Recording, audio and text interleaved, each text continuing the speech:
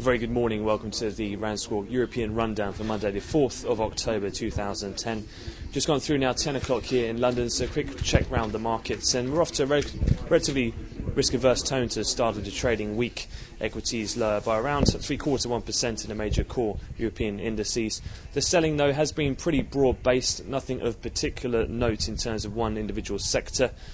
Financials overall holding up relatively well, albeit in negative territory in spite of relatively downbeat comments from a number of press articles at the weekend, from the like of increased capital requirements that will be needed for Swiss banks, as well as the IMF saying that banks as well could still be under some pressure going forward. In terms of the peripheral spreads, we have seen some movement there. We've seen the Irish over Bund spread widen up around 15 basis points yet again this morning, which has driven Bund futures a little bit higher today. That as well with the weaker equities.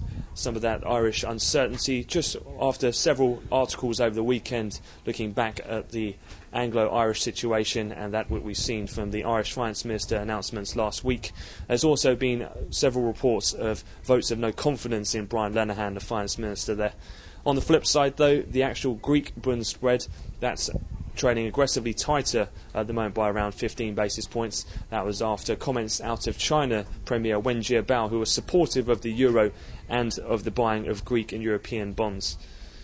Elsewhere then, in terms of the rest of the schedule to come, it's pretty quiet in terms of US economic data. There's no major 130s today.